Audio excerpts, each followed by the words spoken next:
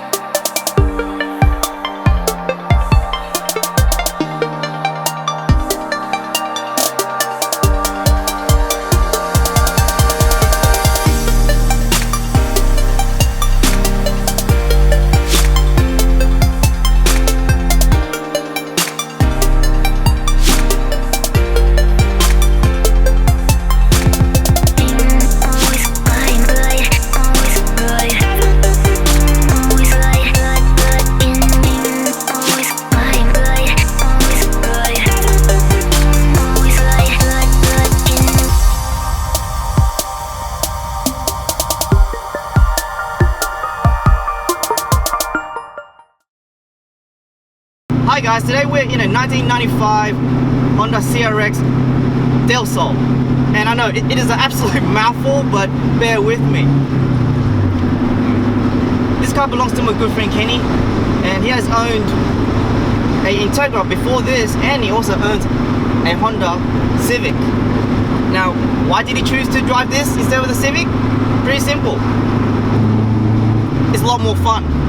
This particular CRX comes with a 1.6 B16 engine, and it's good for about 160 horsepower at the crank. Now, when Honda made this car, it wasn't made to break speed records or to set good lap times. It was made to mainly to appeal to the initial D generation. The engine is in the front, and the power goes to the front wheels. Typical Honda. But does that make it less fun to drive? Absolutely not. It is a blast to drive. I mean, I'm doing 70 kilometers in 4th gear, and the clutch is light enough that you're not having a really big leg day. I mean, your left leg will not swell from a whole day's driving. Now you're probably asking, does the B16 have Vtec? Absolutely. Vtec kicks in around 5,800 RPM. Wanna see? 3rd gear, 2nd gear, and go. Oh, there goes Vtec. Oh yeah. I see why Honda guys love this. Oh, the Vtec!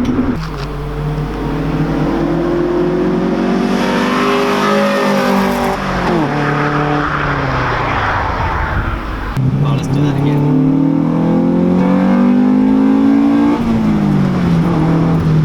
Oh. And if you're probably wondering, the red line is 8,000 RPM. 8,000! At full revs, this car will generate its own gravitational force because the engine is spinning that fast. It's unbelievable. Let's talk about the car's modifications. So when Kenny first bought this car, it was pretty much a mess. A lot of things were broken. The control arms were broken, the suspension was broken, the springs were pretty much shot. So when Kenny bought this car, he wanted to lower it, but in order to lower it, he needed to replace the control arms so that the springs would fit. So he had that done. And it also had braking problems, so he needed to replace the braking master cylinder. And after that, it was pretty much perfect. It handled well. It looked good. And it also made Kenny look good. And at the end of the day, that's what you want, don't you? Driving a car looking good?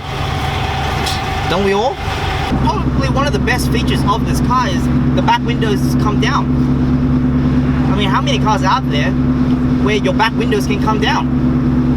Not many. I mean, how many cars out there which gives you the options of putting the windows down?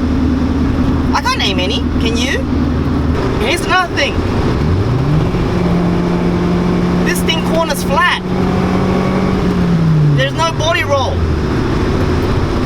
doesn't kick out. It doesn't whinge. You just turn and it works. It's fantastic. And the noise. Oh, the noise it makes. This car has no soundproofing. It doesn't have exhaust.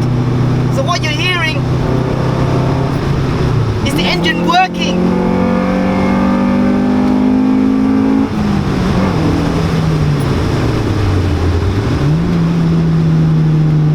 The sound's not fake. Most of the cars right now with big giant exhausts, it masks the engine's sound.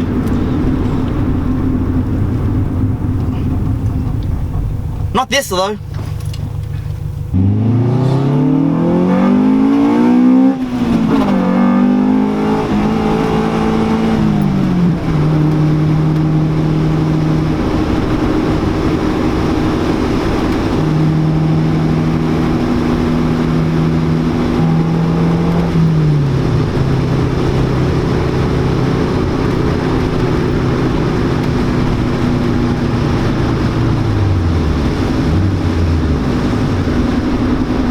If we were in a national park right now, this car would be great, but due to limited seat time, it's not possible. We're reviewing this car on the streets, and it doesn't do the car justice, if I'm honest.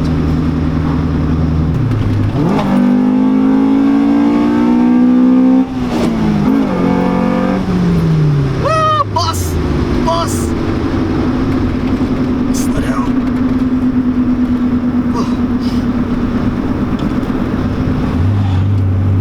Thank God Kenny changed the master cylinder.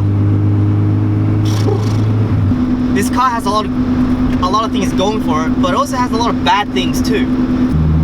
And I have to say, this car has horrible blind spots.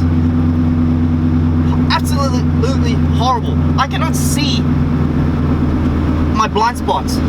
So if I'm driving this car on the highway, most likely I'm gonna crash it. I don't know about Kenny, because he's a much better driver than I am.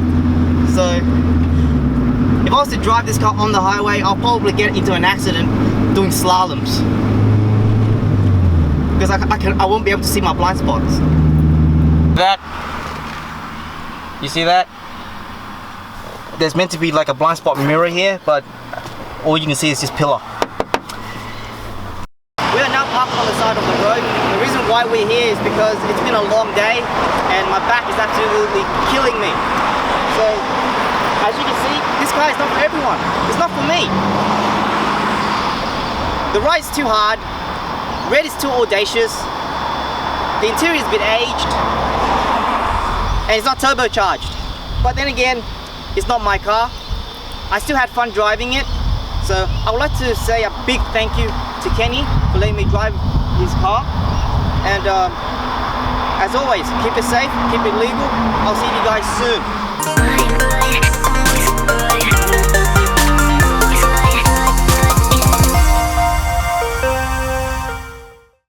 Vtec kicks in around 5,000 RPM.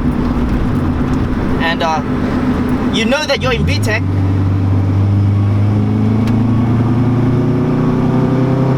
about now.